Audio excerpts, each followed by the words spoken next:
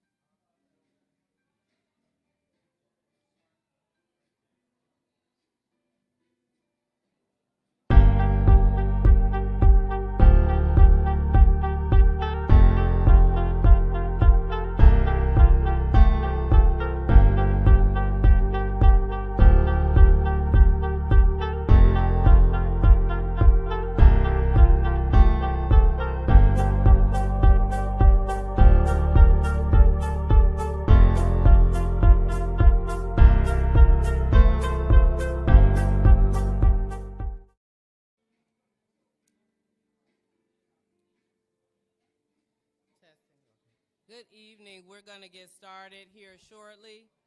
So if you could grab your seats, refreshments, we'll get started in a second.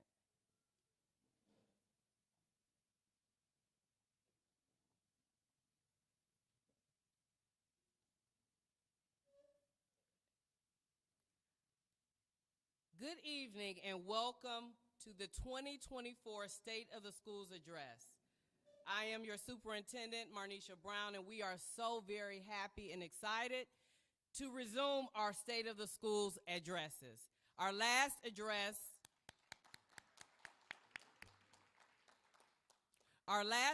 was during COVID, so it was virtual. This time, we have the ability to host in person and virtual. So we are streaming live for all of our listeners and viewers in cyberspace. So we want to welcome our online viewers as well as our in-person folks that have attended on this evening. So thank you, thank you, thank you.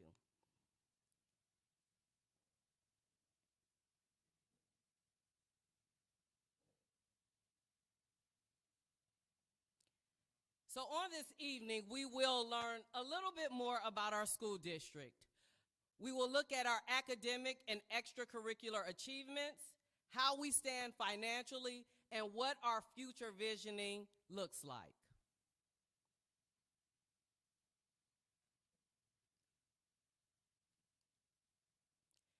Before we begin, I would like to acknowledge our esteemed Board of Education members that have worked tirelessly with us to make sure this event went off without a hitch. First, we have our own Miss Nanika Slade Jackson, our president. If you would stand, please. Mr. Jackie C. Brown Sr., our vice president. Mr. Frank Barber, board member. Ms. Linda Plazinskis, board member. And Dr. Hugh Turner, board member. We also have with us our treasurer, Cooper Martin. I would also like to acknowledge our city leaders that are with us on this evening. Any members of our city council that are here, would you please stand and be acknowledged at this time?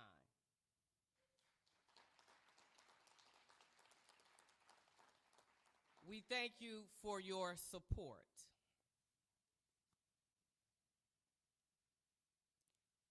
So on this evening, as we look at how we are leveraging our strengths as a school district, we will go through the lens of demographics, our financial position, our district achievements, and finally, how we position ourselves for the future. And as we position ourselves for the future, I must mention that we transitioned not too long ago. Our longstanding superintendent of 10 years moved on. And our board saw the need to ensure that a transition plan was in place. And a transition plan highlights the effectiveness of an organization and exemplifies strong governance. So we are thankful that our board had the vision to always think about what the future looks like and ensuring that we continue to function at an extremely high level. That leadership continues all the way through. So as I transition into the role of the superintendent, our assistant principal at the high school, Mr. Sean Lodge, moved up the ranks to be the principal of the secondary school. I must mention that the transition was seamless. Let's give him a round of applause. Mr. Lodge is in the back. I must mention that the transition was seamless. And what it represents is that we are remaining consistent with our leadership and shared expectations. For us, the mission will continue. So as we dig in this evening, we will begin with our demographics, the lens of demographics. The information before you this evening is the latest rendition from our local report card. All of this data is public data. As you see, we have 781 students on our campus, but a total of 850 students that are enrolled in the district. And what that means is we have some students that are outplaced and needing services. So total 850, day-to-day students 781. I would like to bring your attention to two specific points. First, our 16% students with disability rate. That is high for a district our size, and we recognize that. But we also know that we are not a private school. We welcome all students that are residents of the Richmond Heights local school district. But for us, what that means, it does cost more for us to educate our students with disabilities because we must be sure that we are meeting all of their needs. If you look at the 17% mobility rate, what you will see is that that's a little high as well. And what that represents for us is that we do have a community that includes 4 apartment complexes.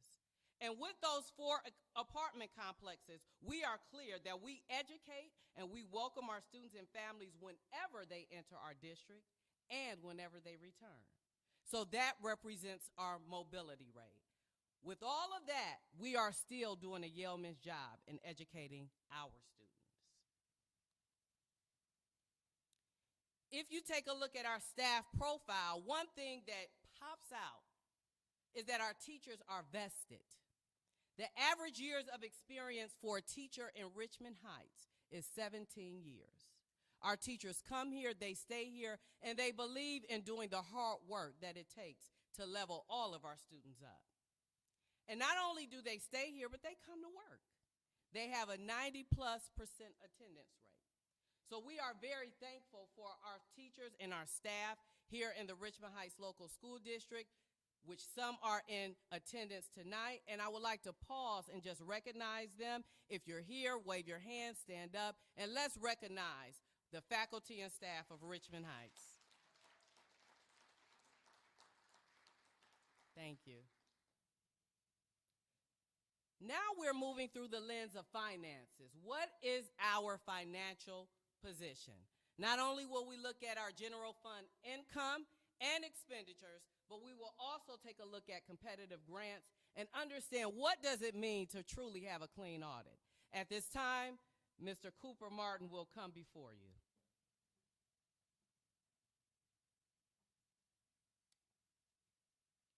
Hello all. My name is Cooper Martin. I am the treasurer, and it's been my pleasure to be the treasurer here for going on 6 years. We have been through many things as a school district and as a community, COVID and that effect on our children. As the treasurer, I get to balance the needs against our money. And since I've been here, we've had a clean audit, which just shows that our internal controls, treasurer speak, are good, and in that way, we're taking good stewardship of our funds.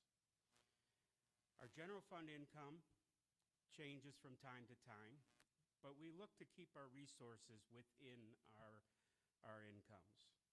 Expenditures have been underneath our revenues for several years. We've had a good fund balance, and as you can see here, there's a 60-day year-end cash balance recommendation the district has been able to maintain for the past 3 years.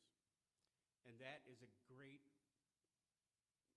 goal of any district that is a good steward of the money that the public has given us.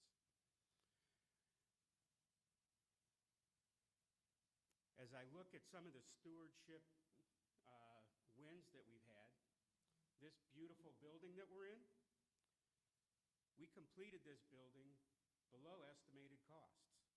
That's unheard of in most districts. We had strong management, strong control over the process, and we're able to have excess funds when we were done. So,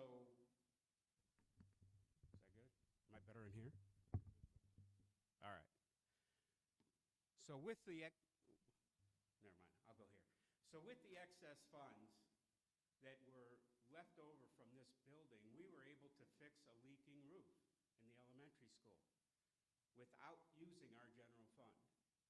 And when we talk about our general fund, that's our operating money for staff, students, curriculum, and that's why we're here.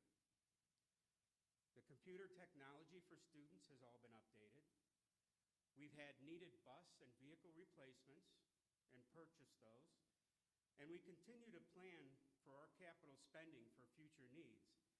And I will say, and I do want to make everyone understand, the ESSER funding that the district received helped us in a great many ways to achieve some of the improvements that we've seen here. So I'm just going to close as your treasurer.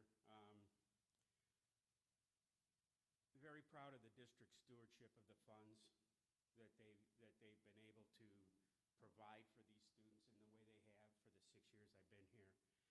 And from my perspective, we monitor the cash flow regularly, and we make decisions and adjust as needed so that we can continue to be good stewards of the money that's provided us.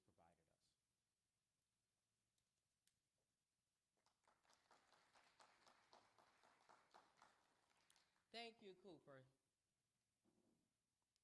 As we continue to discuss our finances, we take a look at our revenue, the money that we have on hand, the money that has come in. Where does that money come from? As you can see from this pie chart, 14 million of our total general fund revenue was approximately $14 million. As you take a look, the bulk of this pie chart represents 82% of local real estate taxes. What does that mean? That means that our taxpayers, our residents, shoulder the burden for our schools. We are a city that has very little retail or industry. So in order for the schools to operate, the taxpayers of this city shoulder the burden. 17% of our revenue comes from the state. However, 50% of that 17 are reimbursements. So you see that this pie chart looks very, very hefty when it comes to a resident of Richmond Heights. But I do wonder how differently this pie chart would look had we been able to connect with our developer, Bell Oaks. And I understand that as a city, we are on the upswing, we are revitalized, we are attracting new young families, and we are truly bubbling over. And folks want to come here and develop in this great area. But we have to be cognizant that when developers come, they must make the school district whole. Because when they do not do that, it falls on the backs of our taxpayers.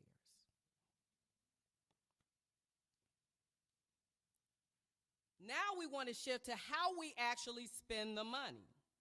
Our general fund expenditures were approximately $15 million. Now we are a people business, so you'll see that 59% of that pie chart represents salaries. We're not a factory, we do not produce widgets. We impact lives. So the bulk of our expenditures will be focused on how we impact lives. We also have experienced inflation. Richmond Heights has. So when you experience inflation, just like everyone else in the country, our expenses are truly increasing, but our revenue is not. 33% of our expenditures go towards purchase services. What are purchase services, you may ask? Those are services that the district purchased from our Educational Service Center of Cuyahoga County, which we're a member of, to offset some of the needs that we need right here in the district. So we need gifted teachers. We need Title I reading teachers. We need security personnel. All of those subsidies come through our Educational Service Center of Cuyahoga County and as a purchase service. So you see how we spend the money. Now, spending the money talks about funding. We know back in 1997, the Ohio Supreme Court deemed funding for Ohio schools to be unconstitutional. We know that, but the question is, so what are we going to do about it? We have two representatives, Senator Cupp and Senator Patterson, who came up with the new funding, fair funding formula that they thought would better serve school districts. While it may be better, it is still not equitable. Why do you say it's not equitable? If we go back to the pie chart that shows our revenues, you'll see that the equity for funding or for funding our school district and educating our students fall directly on the taxpayers. So how equitable is that formula? Our commitment in Richmond Heights Local School District is to the kids no matter where they are, no matter where our residents send their kids, because public school dollars do support school choice.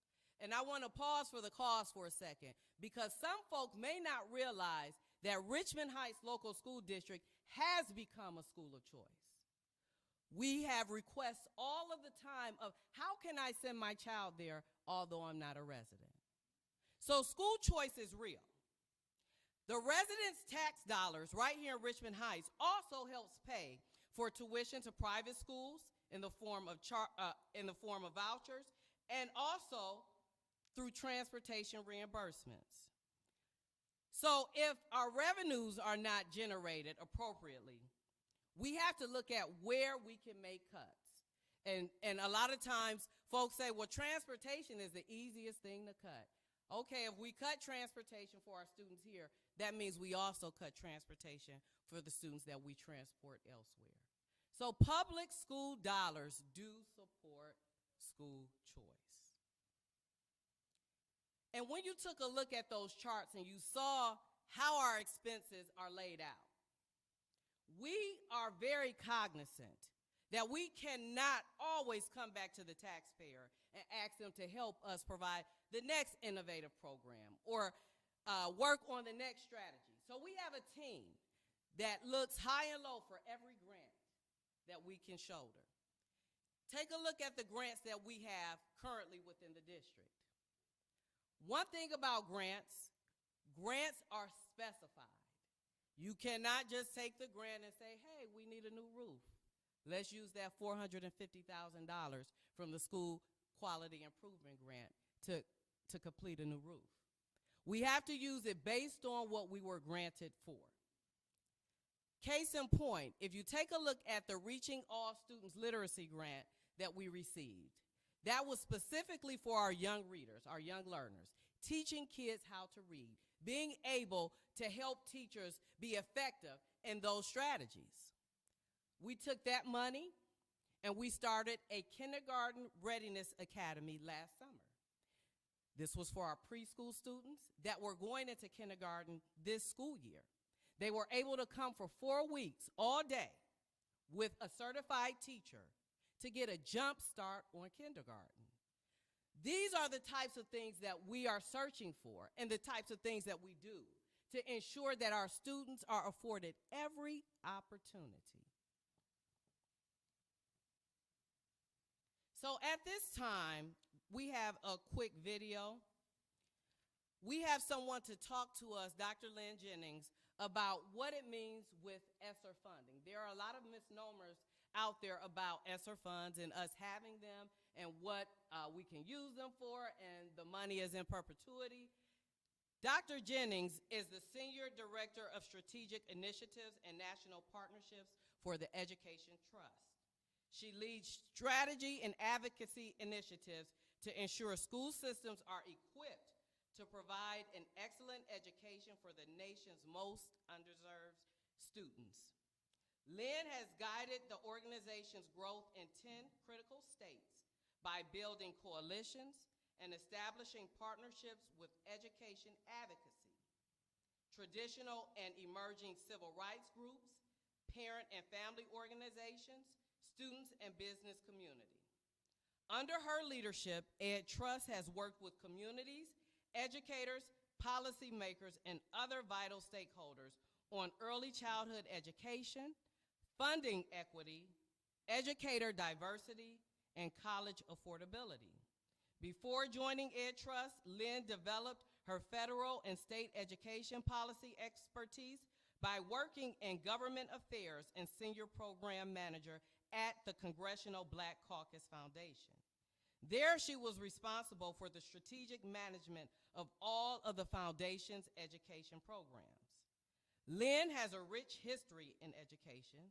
She taught English, African American Studies, and Women's Studies courses at various higher education institutions, including Spelman College, Columbia College, and the University of Wisconsin-Madison. She received her bachelor's from Spelman and her PhD in English from the University of Wisconsin-Madison. This is someone that has been working with our board members to help understand how we survive beyond ESSER. She is online, but we will view her message via video. Hello, my name is Lynn Jennings, and I'm the Senior Director of Strategic Initiatives and National Partnerships with the Education Trust, a national nonprofit research and advocacy organization committed to advancing policies and practices to dismantle the racial and economic barriers in the American education system. This year, 2024, is a big year for school systems across the country because the elementary and secondary emergency relief funding from the federal government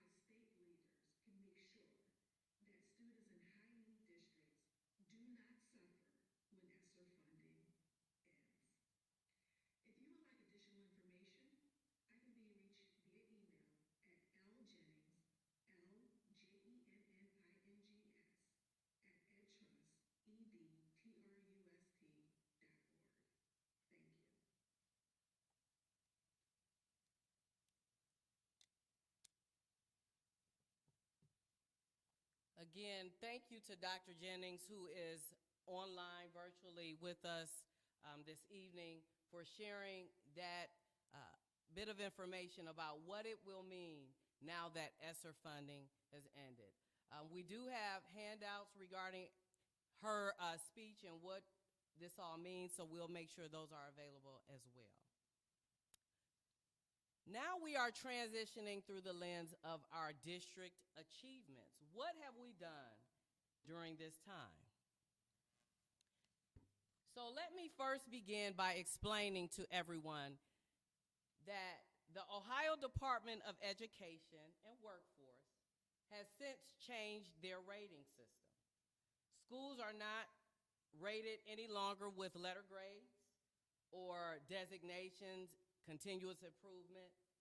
We are now rated with a star, by a star system. So our overall rating for our entire district is a 3-star. The total amount of stars that any district or any school building could receive is 5. So Richmond Heights Local School District as a whole is a 3-star district. One thing I want to point out to you is in regards to our elementary literacy. Back in 2022, we had a 1-star in literacy. From there, we sought the grant that I spoke about earlier, and we put a lot of things in place as far as allowing our teachers to explore other curriculum and also sharpen their professional development skills. In 1 year, we moved to 2 stars. We also moved from a 35% performance rate with our literacy to over 51% in 1 year. Just imagine what that jump would or could be if our teachers in the elementary school had access to 21st century learning in the form of facilities, flexible spaces, and technology. In 1 year, we were able to make a significant jump, and we are continuing to do the work. When we passed a levy back in 2017, our high school was a D school sliding to an F. But a new school, believe it or not, and it's not just the facility, but it's what the facility breeds. It brought about new momentum, and it expanded the opportunities that our students were able to access. So that brings me to our current status for our high school. Many of you may know or may not know that we are a 4-star high school.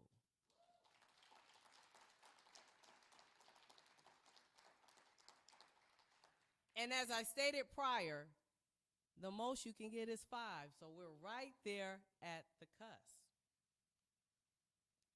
To bring a little bit more context, we take a look at our first ring neighbors.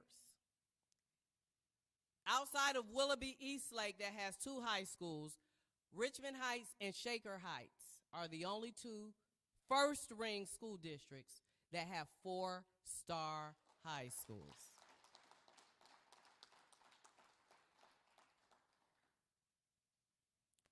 And we continue to celebrate the success. And what I want everyone to understand is, yeah, it's not about a new building, but it is about what a new building brings. Back in 2018, we were identified as a priority school, the high school, meaning we had the ODE watchdog on our backs. We were identified as a school improvement school. Well, in January, we received this notification from the Department of Education and Workforce that we are no longer labeled a school needing improvement because we have, at the high school, surpassed all academic expectations set by the state of Ohio.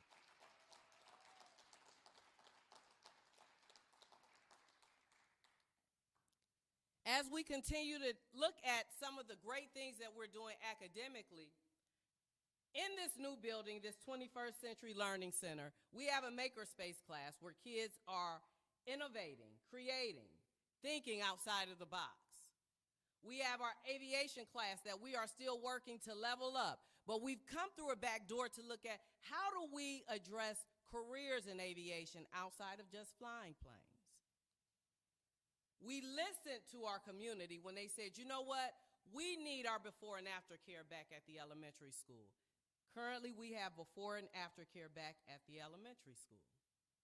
We have partnered with Metro Health Hospital, and we have established a wellness campaign that is led by our students and incorporates our teachers that focuses on mental health for our entire school community. And this is one of the biggest celebrations that we have.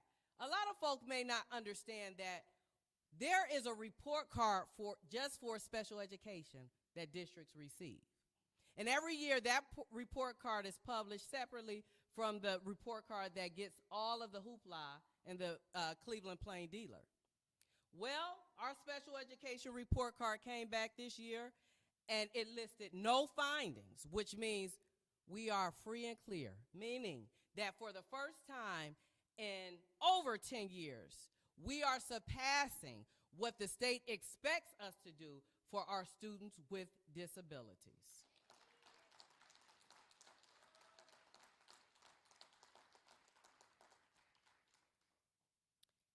Let's talk a little bit about our athletic teams and what they've been able to do.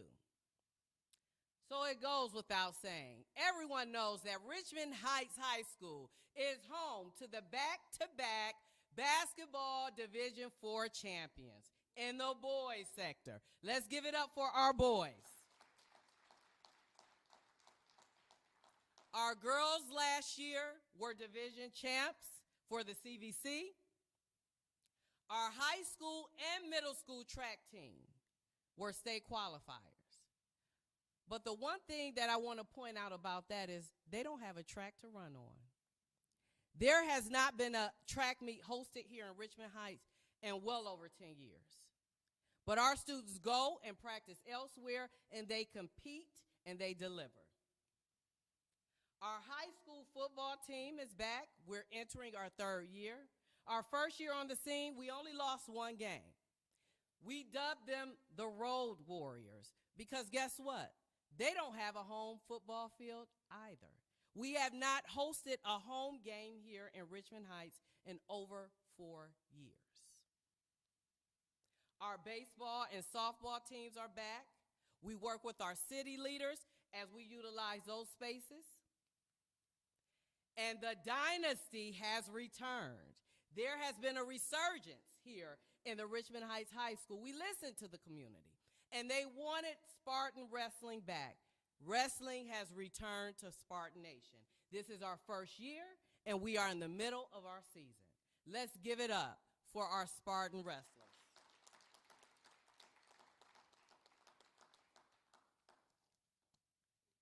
So now I want to share a little bit about you, a little bit with you about the little district that could. And I'm pretty sure that all of us have heard the children's story, The Little Engine That Could. It was about a train that was trying to make it over a mountain. And as it chugged up the mountain, it got stuck. It stopped. And that train sat there and it waited. It waited for somebody to come rescue it. Somebody to come give it a jump, repair its engine, to pull it along, something. But nobody ever came. So deep down, that little engine had to muster up a little strength and belief that it could make it over to the other side of the mountain. We are the district, the little district that could, but we are also the little district that did. While we were stranded for a moment, we took a look at the belief that this community had in what we could do, the belief that if they built us this 21st Century Learning Center, that we would deliver on all of the asks that were set before us. So let's take a walk through time, the little district that could. In 2015, we created our strategic plan. It is very important for everyone to understand that Things just don't happen by happenstance. You must be intentional and strategic in your thoughts and planning. So in 2015, we created that strategic plan. We included our community members, and we set forth a path of success for our district. Out of that plan came the Circle of Believers in 2016. The Circle of Believers served as that belief for the engine that we could make it to the other side of the mountain. They set forth and connected with the vision of this 21st Century Learning Center, and they partnered with us to make sure that it would come to realization. In 2017, this community, the Richmond Heights community, passed a $12.08 mill levy because they knew that we needed a new facility. Our high school and middle school was in a 100-plus-year-old building, and it was decaying and not habitable for our students. But in 2020, the city's crowning jewel was revealed. We cut the ribbon on this building. I must add that this building was a part of the strategic plan. We were very intentional about what we needed to do and how we needed to move forward.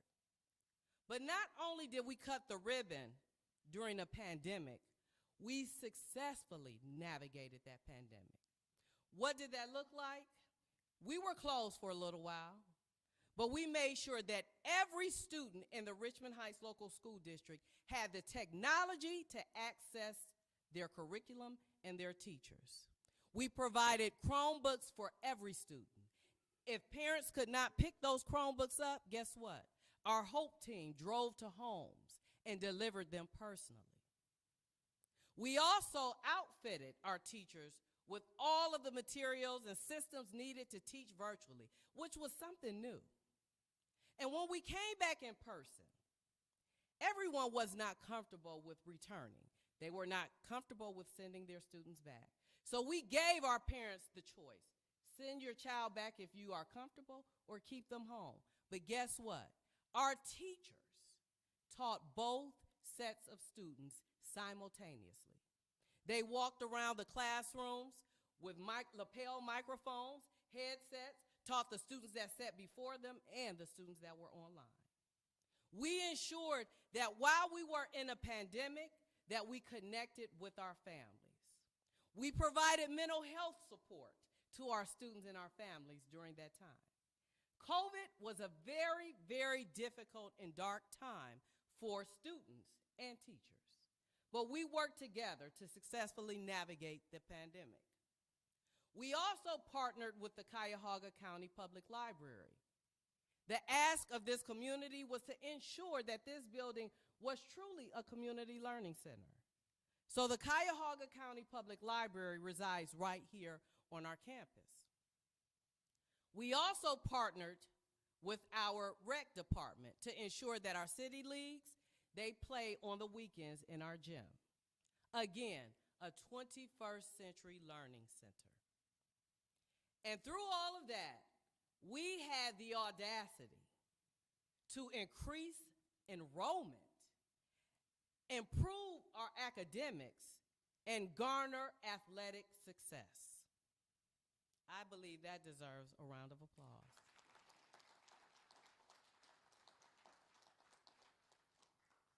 Part of that success, again, with our boys basketball team, but also with our state track contenders and our football team.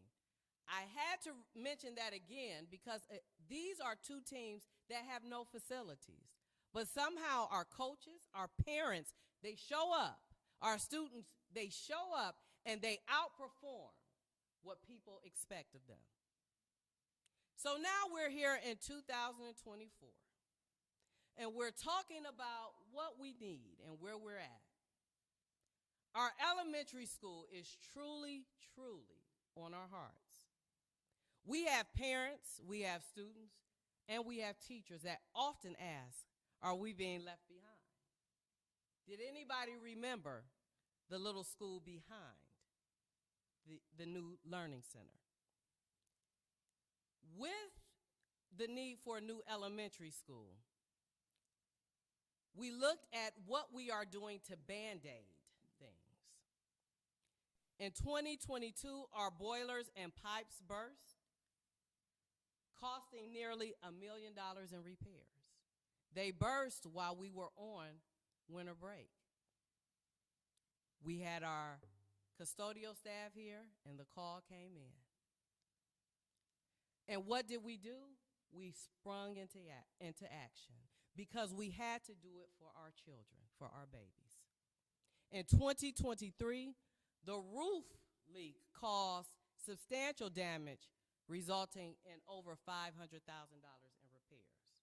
Why did we repair it? Because our kids are worth it. We continue to put the Band-Aids on the building. Why?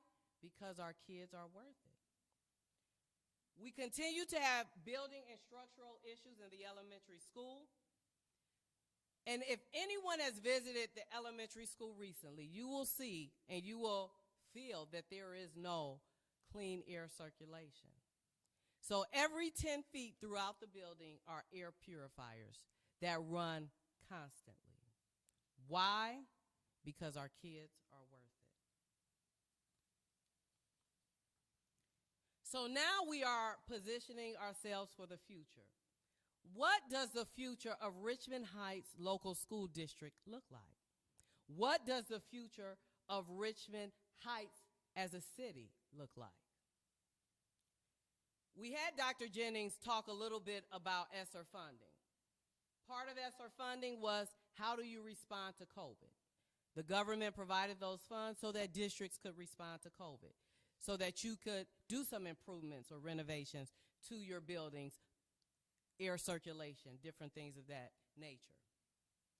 So what we have is we have $1.6 million in ESSER funds that cannot be used to build a new building. But what it can be used to do is to provide a semblance of 21st century learning. For those of you that are here that were around when we had the old high school and we had the strategy of the technology hub, it was the old dilapidated library that had not had a librarian there for years that sat dormant. That room, that area, that space was reconfigured and turned into a 21st century hub. We had amphitheater seating, technology, flexible spaces, an area where students and teachers could come in to learn, innovate, create. We were able to take virtual field trips. But that strategy was just to show our students and our staff what 21st century learning looks like. If you've never seen it, if you've never been exposed to it, you will think this is as good as it gets. With that strategy, we were able to provide hope, wanting, and provide a place for our community to come in the evening. We're doing the same thing in our elementary school. For those of you that may not know, the library in the elementary school has not had a librarian in multiple years. That has been a meeting room space, a storage area space, a flexible place where if teachers wanted to do some breakout classes, they would use that space, but nothing formal. We are taking our ESSER funds that have been earmarked to our response to COVID to enact this strategy. That library will be transformed to show our students, our teachers, and our parents what 21st century learning looks like. It will be similar to our tech hub. Our students don't know at the elementary what makerspace looks like. They've never been in a tech lab. They've never experienced flexible learning spaces, state-of-the-art technology. That room will be turned into a 21st century innovative space. And some people may say, well, you say you want a new elementary school, that's a waste of money. No, it's not. It is the same strategy we utilize with our old high school. Everything that we put into this space will go into a new building. So we're not losing out on anything. In fact, we're gaining our students' skill set. We're innovating and sparking creativity. We are also using our ESSER funds to construct a butterfly garden that will promote STEM learning. We are looking for community support with that as we are working with that butterfly garden. We have a garden club in the community that we will be reaching out to. We also have our safety town. Almost every city has a safety town where elementary students learn how to civically engage within their community. This safety town will be a shared space, not just for our students, but our city, if they're hosting events and need to use that space. And then we are renovating our outdoor courtyard that will allow for outdoor learning as well. All of this with ESSER funding. Our butterfly garden, our safety town, and courtyard will remain once we receive a new elementary school, so that will not be disturbed. We also are taking a look at our athletic stadium complex. The Ohio High School Athletic Association has deemed our athletic complex non-compliant and unsafe. Hence, we don't host track meets or football games. So we're looking at how can we really build upon this, but also be inclusive of our community. Can we provide some walking trails and access to our track and our field for our residents? Absolutely. So there is an ask of the community that will be on the March 19th ballot. And the ask is bold, it is audacious, but we have no choice. And we're asking not for us, but for the future of this city, our students. Our students should not have to wait until they are in the 7th grade to experience 21st century learning. Education is a right, not a privilege. So here is the ask, which is hefty, it's bold, it's audacious. On March 19th, there will be a ballot, issue on the ballot, issue 24, that is asking the residents of Richmond Heights to approve a 14.77 mill levy. It is bold, it is hefty, it is audacious. In 2017, this community approved a 12.08 levy 7 years ago. Post-COVID, everything has skyrocketed. The cost of building a school building, has almost doubled. Materials, prices are out of the roof. So 7 years later, and due to inflation, that ask is more. If you take a look, $35.5 million is what it will take to build a new elementary school right here in Richmond Heights. We're not asking to build anything more than what we already have as far as size.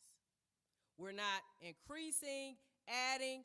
Based on our demographics, based on our enrollment study, $35.5 million is what it would take. And if you know, that is almost $10 million more than it took to build this facility. This issue will include 3 components: a 5.85 operating. This is to keep the lights on, not to cut teachers, not to cut transportation, ensuring that we have what we need to run day to day. Our 5-year forecast does reflect that in 2025, we will be deficit spending by $1.2 million. This operating levy will allow us to generate $1.4 million a year. Our 3.32 bond and 5.6 permanent improvement will combine to build a new elementary school and also an athletic stadium. When we take a look at the permanent improvement ask, in 2024, the 1978 permanent improvement levy that was on the ballot then will sunset. So there will be no permanent improvement dollars generating for the district. This is a bold ask. This is about $1.40 a day. But when you add it up, it is a bold ask. But our kids deserve it. We have to for the future of this city. More for our students in 24. Issue 24, more for our students. Not just more for us, more for our students, more for our opportunities for students, better improved academics for our students, more exposure for our students. 24 is about more success for the city of Richmond Heights. The last thing I want to add before I bring up our financial advisor is that he will explain a lot more about the Ohio Facilities Construction Commission, which we did apply to, and they have granted our application, which will also be beneficial to helping us with the project. So these are some of the current conditions at our elementary building. This was our last leak. You'll see this is the hallway area, cafeteria area, covered with water. Ceilings, they all had to be replaced. Light fixtures all had to be replaced. Teacher materials and equipment all had to be replaced. No one was prepared for the ceiling to come down on them. But we will continue to dream big and empower this next generation. This is a mock-up of what our campus right here in this city would look like. We would maintain, of course, our new building, our 21st Century Learning Center, but the elementary would be directly behind it, and it will be connected so that our students and our staff can walk through. You also see that we would have our athletic stadium, and it's very hard to see because we are not yet there. We are looking for community input on how this looks, the best way to position our elementary school, but we wanted to give you an idea of what it will look like. You have the butterfly garden that's still there, some of that outdoor space, but again, this is just a semblance of what it could possibly look like.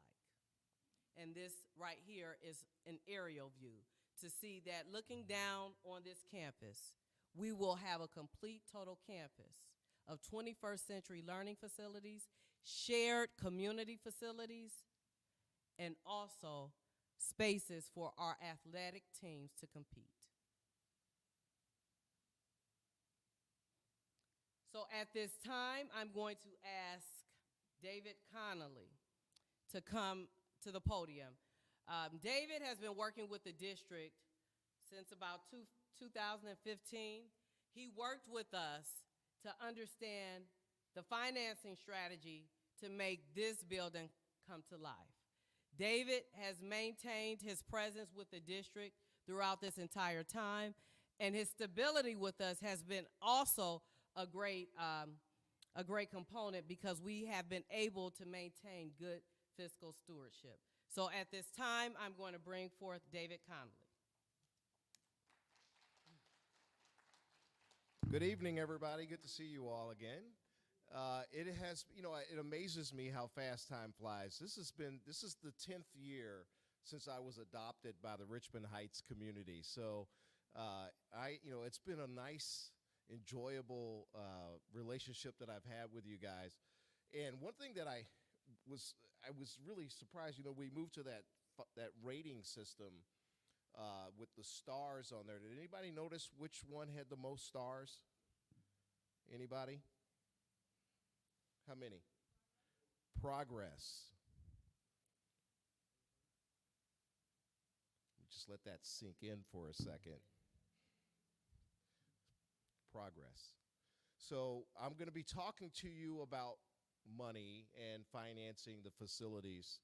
But before I do, I want to take just a little bit of time for you all in the community to understand a few things. So many of you don't attend board meetings. And if you did, you would see a group of people work so hard for these kids. I go to board meetings all over the state all the time. And let me tell you, your board, this board and previous boards have worked so hard for this community and for the kids. Okay? This, this isn't a job that they are doing for accolades and, recognition in the community as they cruise around. They are putting a lot of heart and effort into things. So when we sit down and talk to you all about the needs of the school district, it isn't without a lot of work, a lot of heartache. And the reason I tell you that is that that's my job. My responsibility is to the taxpayers of this community to make sure that the day that we come up here and talk about the needs of the district and how much they will cost, that we've done our homework, that we've spent the hours to find the best possible way to get done what needs to get done. We spend our time to help explain the challenges, and you all know at this point that your challenges are different than most school districts in the state. But even though we have those challenges, it doesn't mean we can't address them. It just takes a little more heart, a little more work to get where we need to go. And when you do that, you get those 4 stars for progress. And eventually we'll have 5 stars for progress. Okay? The question is, what does it take to get us to the 5th star? So I'm going to be really frank. The state changed the rules about people like me being able to advocate for taxes and increasing and things like that. But I will say, even though I can't stand up here and advocate for those things, you can. Okay, so I'll just leave it with that. So with that, I'm going to turn to the first page. Do I have the clicker? That's all right, you can click it for me. Go ahead. So on the first page, what I thought would be helpful is for us to talk about the needs again, just in summary form, so that we can make this a very simple process to talk to the community about. The needs of the district are pretty simple. We need $1.4 million a year to add to the operating budget of the school district, and that's on an ongoing basis. And I spent many hours working with the treasurer to find a number that was appropriate for the needs. It is not bringing in any extra money that will create waste or frills. We need $30 million for just the elementary school facility, and we need $5.5 million for the athletic facilities. That's in today's dollars.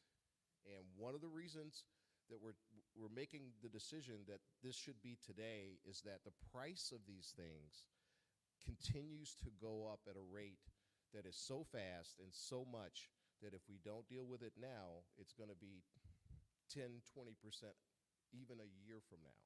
So it has to be something that we deal with today.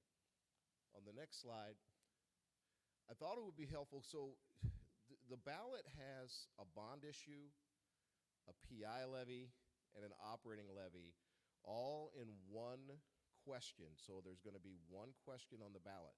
But you might be asking yourself, why is the bond issue only $15 million when the project is $30 million? The answer to that question is pretty simple. Richmond Heights is, in terms of the way the state views a government, a small government. As a small government, the state only allocates a very small amount of debt capacity, meaning a bond issue. So when you issue a bond, it's considered a debt. We are at our maximum debt limit of $15 million. So we had to be creative and come up with another piece, another type of financing that lets us get to the full $30 million. A PI levy allows us to use money that comes from that levy to do the second type of financing, which is called a COPS issue. So we'll be doing a bond issue and a COPS issue, which is the overflow, if you will, that will be paid back from the PI levy. And then, of course, the third levy, that's just the bond financing. So that gets us to the project of $35,520,000. Now, in order to try to offset these costs, the school district applied for a grant from the state of Ohio under the Classroom Facilities Program. That grant the district was approved for and is eligible to receive that grant at some point in the future, with an asterisk, based on when the state actually has the money to give to Richmond Heights. They cannot commit to us when that will be, only that we've been approved to receive it at some point in the future. Once we do receive that money, we will use it to pay down the bonds or the COPS so that we can ease the tax burden on the taxpayers in the city, in the school district at that time. So we've been approved for $3,250,000. On the last slide, I want to talk about the dollar amounts that are estimated by the county auditor's office for the cost. So when the ballot will show each of these three projects or each of these three requests, in the far right column, the ballot will show that the estimated cost per $100,000 of home value will be $196 for the PI levy, $116 for the bonds, and $205 for the operating levy. Together, that totals the $517, or about $43 a month for the total cost of this particular project. In my opinion, I think that number will be significantly greater in the future. So this could potentially be the least expensive of this particular type of financing structure for Richmond Heights as we go down the road. So I will wrap up with that part of it and then turn the mic back over to you for questions. Okay?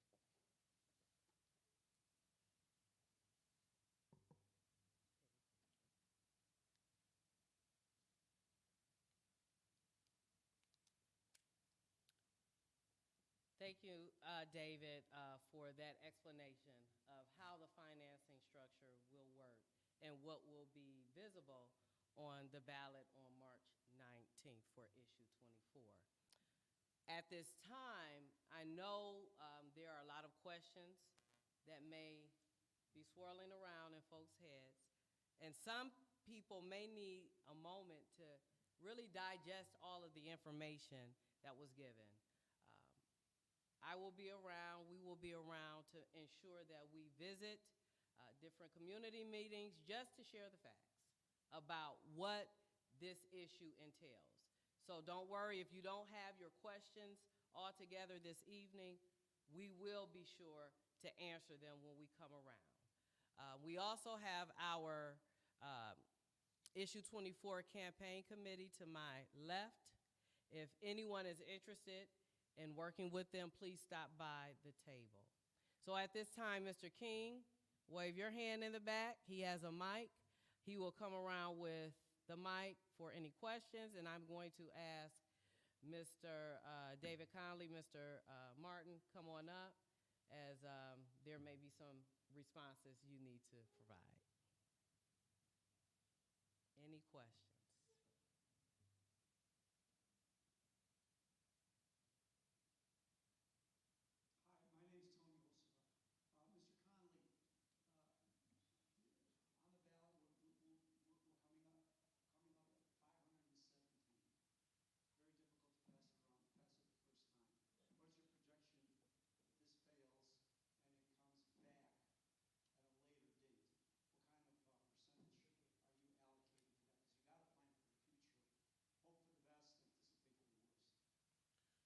So if I understand the question correctly, if you're not successful in March, what would the cost be in the future? So there's a couple, what I would project that to be. So let me sort of take you through the things that we've already spent hours and days worrying about.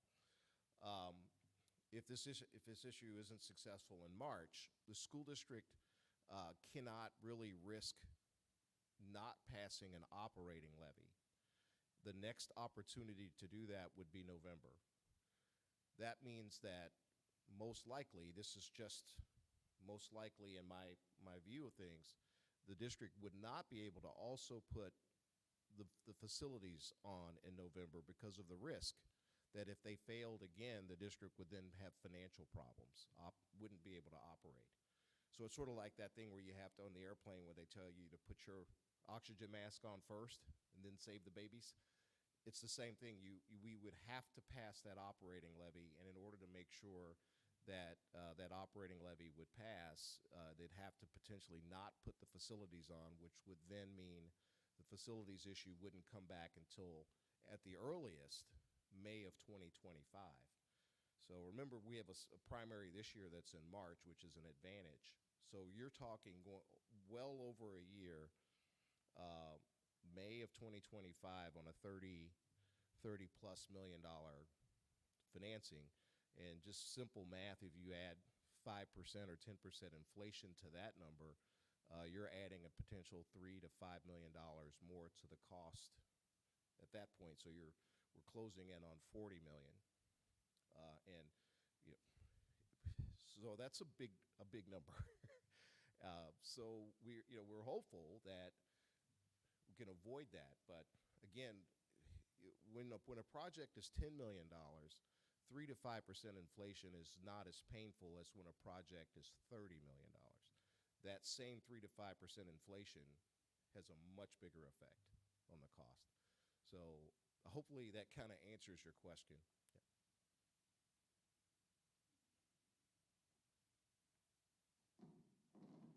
Any other questions?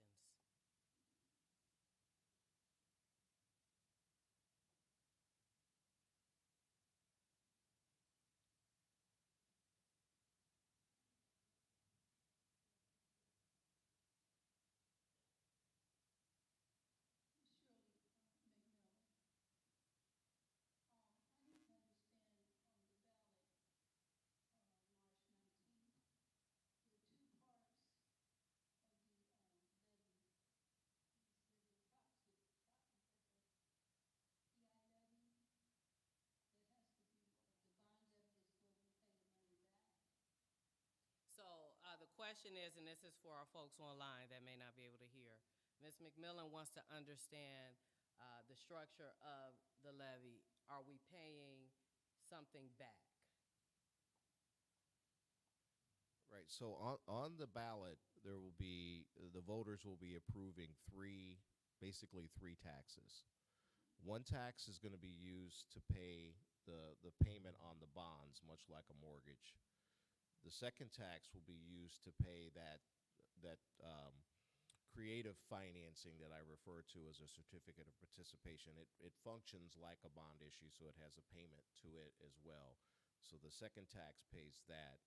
The third tax is a tax that comes to the school district to operate the school district. So it'll be a tax that goes to the general fund, which is the main checking account for the school district, and the district will use that to pay its gas and electric and its buses repair and teacher salaries and things of that nature. Okay, so this is a levy that we normally pass federally in order for the school to function, right? Well, these are the components. So the question is this the type of levy that a school uses, levies that a school district uses to function? And these are, in essence, all of the levies that a school district uses to function rolled together in a single request. Yeah. Mm-hmm. Excuse me, I don't know. Yeah. Yeah.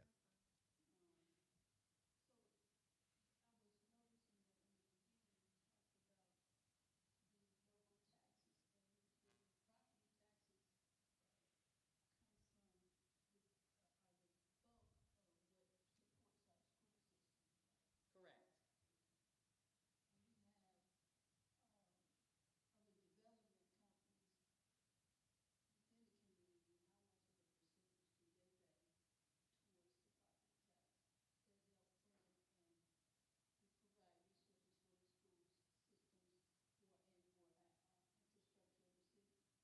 So the question is, since the taxpayers shoulder the burden, how much does development help to offset the costs to operate the district? And currently we have one major development project that has started in our district, the Bell Oaks project at the old Richmond Mall, and we are not receiving anything from that development project. So we are not receiving anything, any finances to operate the school district. They were granted quite a few abatements that absolved them from having to pay any taxes to the school district. So as of now,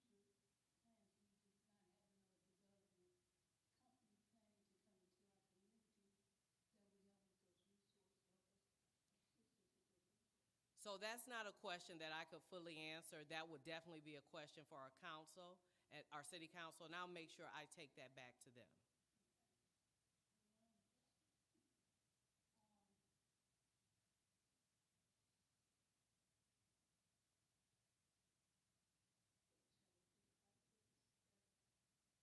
I'm not sure what's issue 24. Someone explain to me what issue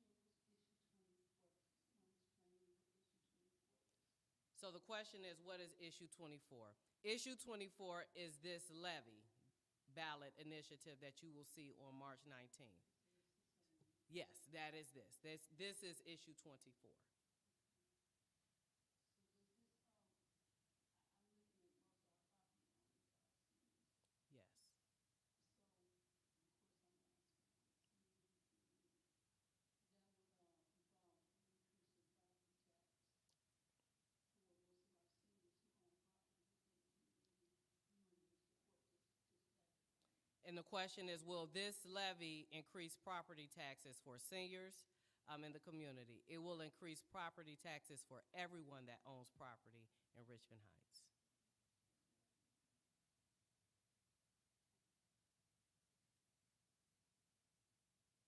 Any other questions? Mr. King, we have a question up front, right here, Ms. Blazinskis. I would like to have explanation given to the audience of the PI levy renewable that will probably be on the ballot and how that will be configured into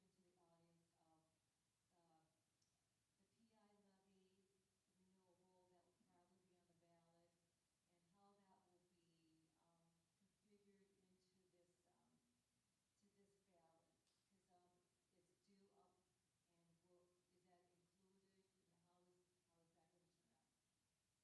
So absolutely, on the ballot initiative graphic, it shows that there are 3 initiatives.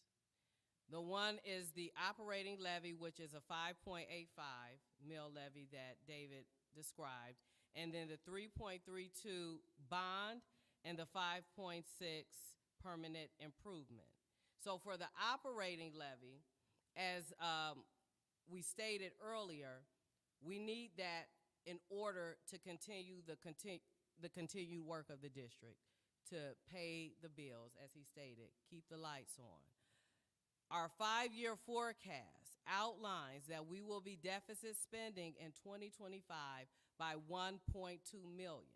And that is due to inflation, the cost of everything going up. As we took a look at the slides earlier, we are spending more than we are taking in.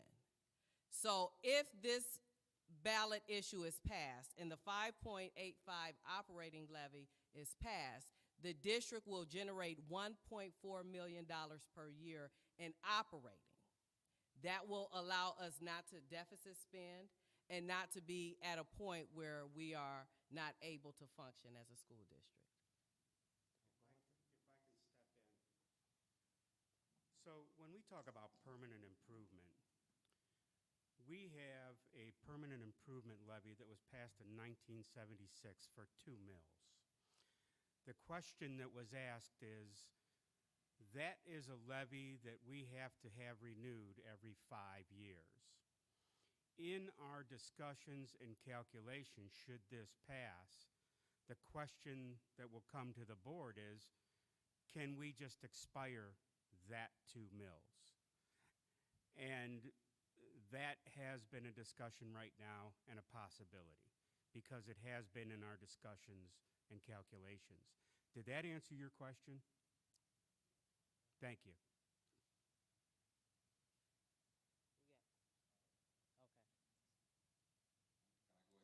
Yes, sir. Superintendent, I wanted you just to go over again how Bellows getting 2 levies, no, getting 2 Abatements. Abatements. abatements, and how it's going to affect the people who live in Richmond Heights, and also affecting these babies that go to this school, and how we've been preaching how important that you got to understand what's happening at City Hall, because it's going to affect you sooner or later. What you are asking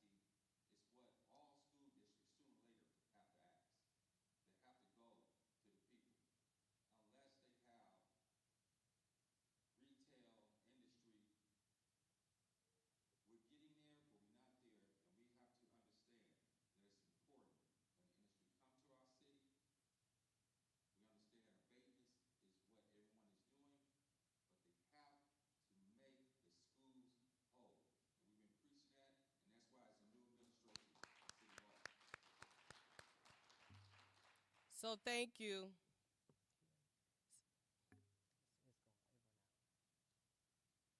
So thank you, Council President Jordan.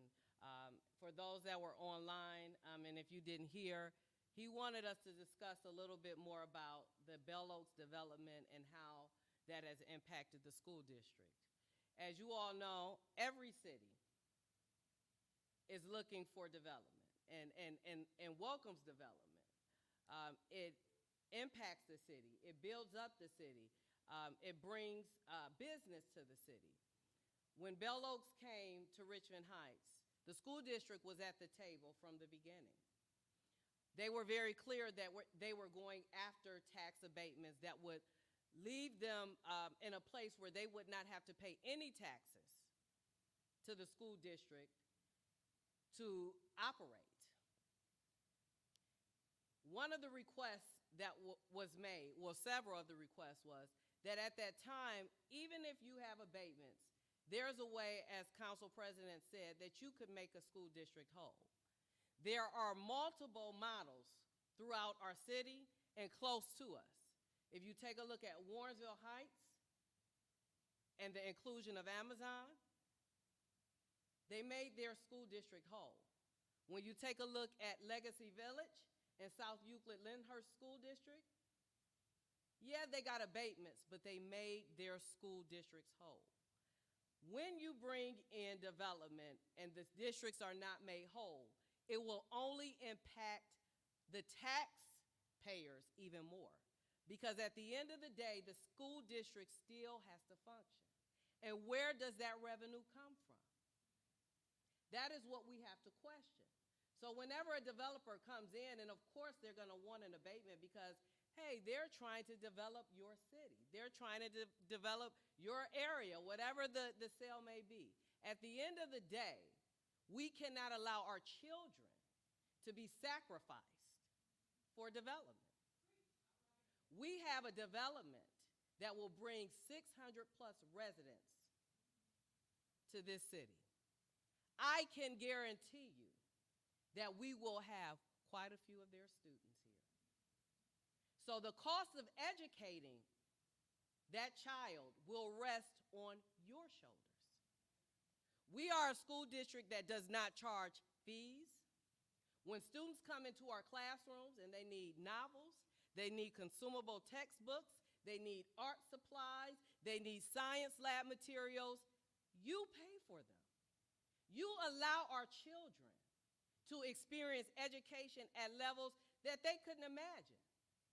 We don't hound parents and say, well, you have a $35, $45 fourth grade fee.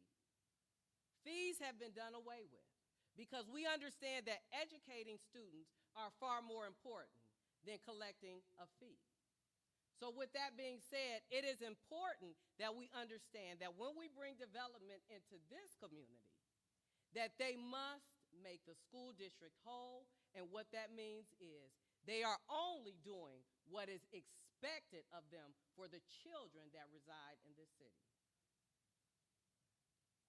Have another question? Dr. Ackerman.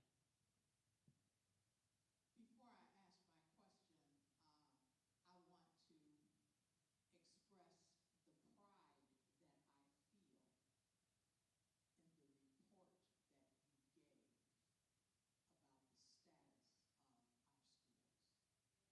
Thank We you. should all feel a great sense of pride. What has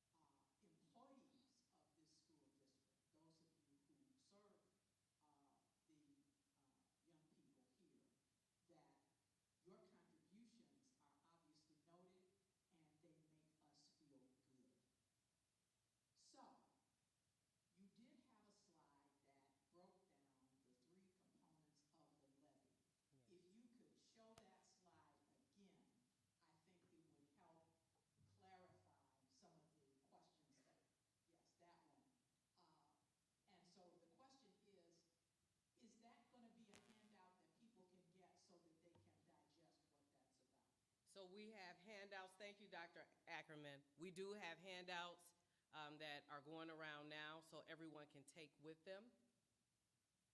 If you need more, we'll make sure that you get copies. Yes.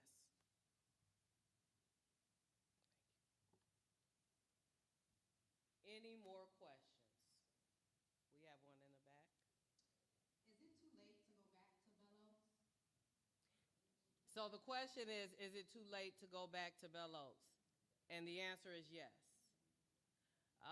We are not in a position to go back regarding the current project that you all see executed at Richmond Mall. That project is in full swing, and the school district is not a part or reaping any benefits of that. And I just want to add one last thing. Our ask is bold and it's audacious. But I truly believe that it's even more bold and more audacious for this developer to come into this community and negate the children that reside here. So there is boldness all around. Any other questions? So what we would like to do is, if there are questions that you may have, we have notepads at the tables. If there are other questions that come up, please write them down. We have some questions online, and we will have a fact sheet online to address and answer all of those questions. It will be on our website for all of our viewers. We have quite a few viewers at home that are tuned in, and we're very thankful for them doing that, but we're even more thankful for those that came out this evening to share this event with us. There are a few snacks still left in the back, but as you go home this evening, I want to thank you for your time and your commitment to the students, the staff, and the residents of this city of Richmond Heights. Thank you. Have a great evening.